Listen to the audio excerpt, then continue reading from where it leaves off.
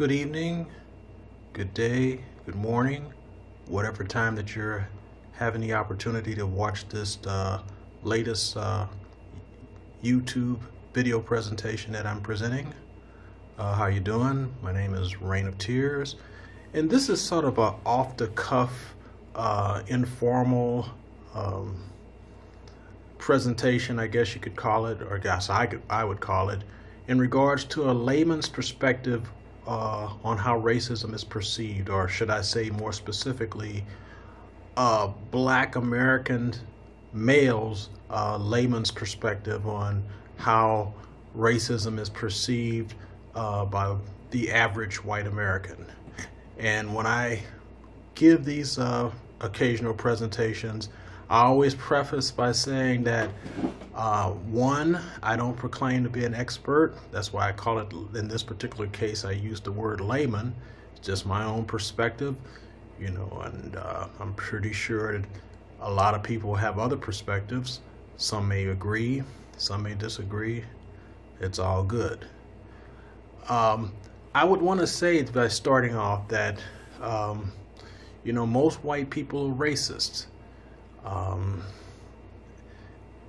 No way of getting around that. Most people are. I mean, if you're socialized in America, if you're a white person that's socialized in America, especially, because I'll get into other things where you don't have to have been born in America. But anyway, I don't have to go to give out examples, but I mean, everything is from a white perspective, basically. Where you go to schooling, church, basically all segments of society and life in America is dominated overwhelmingly by a white cultural perspective. And so by that, I'm saying all that to say that, you know, it's really hard for someone to actually, a white person to actually be not racist or not have some twinge of racism pop up in their mind, if not statement or actions, because of the way it is here in society. So in some ways, I mean, it's exceedingly hard for someone to be not racist.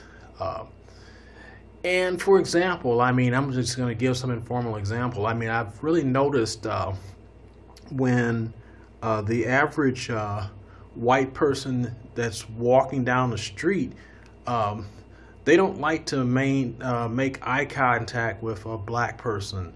I mean, I've noticed that, not just with me, but just with anybody. I mean, they'll turn their head, they'll look away, and it's not fear. In some cases, it may be stereotypical fear, you know, especially if it's somebody like myself, you know. I'm a sort of a big guy.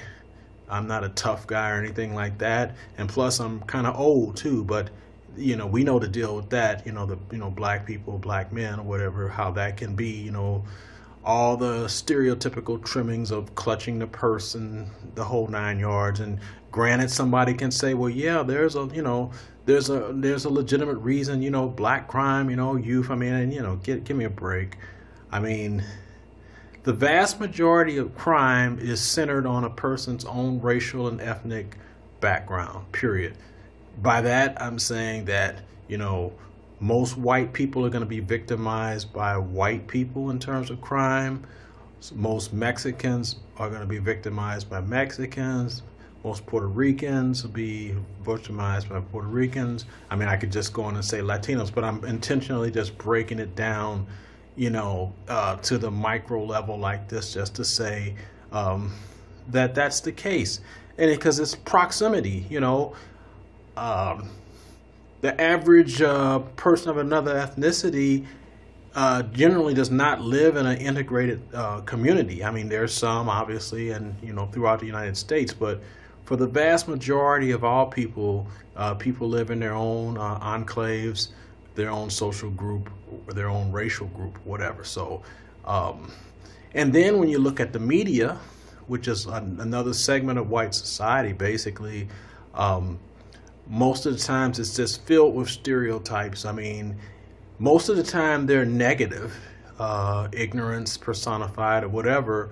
But then on occasionally when they have positive ones, they're ultra positive ones to where I call it the Denzel Washington complex. I mean, the Denzel has been in a lot of great movies. Don't get me wrong. I mean, the brother is really cool. He's a great actor, etc., whatever. But like, he's sort of like made to be in some roles to be like a super Negro. I mean, Will Smith to a lesser extent too, where there's. I mean, they're way beyond just being an average brother or whatever. You got to get to this level just to be accepted. I guess that's basically what I'm trying to say.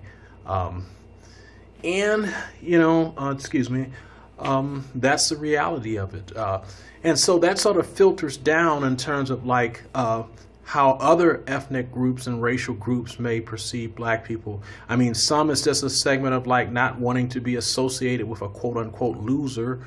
That's how black people in America, if you want to get on a basic level, of people that foster racist attitudes, think we're at the bottom of the totem pole, what we are. But there's no solidarity. I mean, we try to push for that, people of color or whatever. But bottom line is that many cases, or some cases, should I say, that particular other ethnic and racial groups are going to go with the winner, and the winner that is the white race.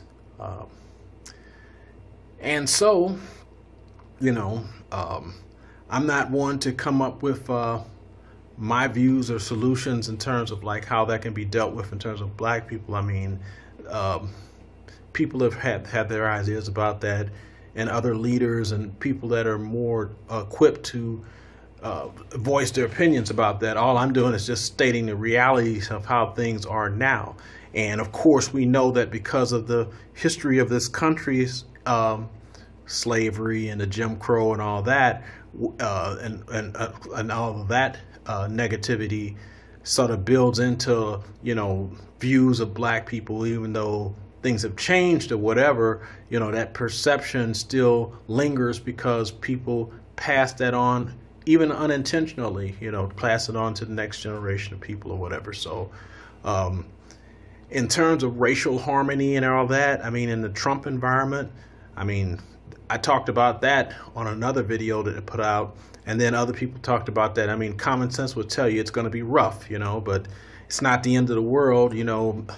I'm not going to fear. I mean, some people, other speakers on YouTube have stated, you can't live your life in fear. I say to hell with Trump. Trump's not going to rule my life or whatever in terms of, my ambitions and my interest or whatever. I'm going to live my life. I'm going to work hard. I'm going to do the things that I need to do to try to maintain a good lifestyle, a positive lifestyle or whatever, and for myself and for the people that I care about.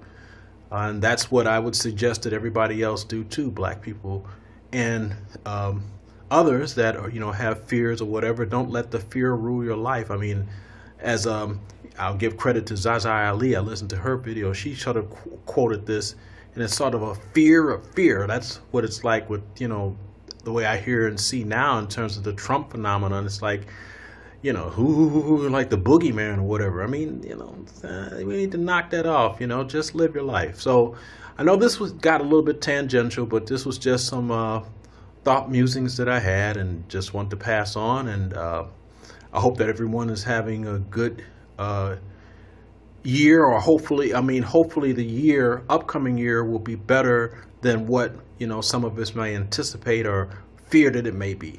So peace to all. Take care.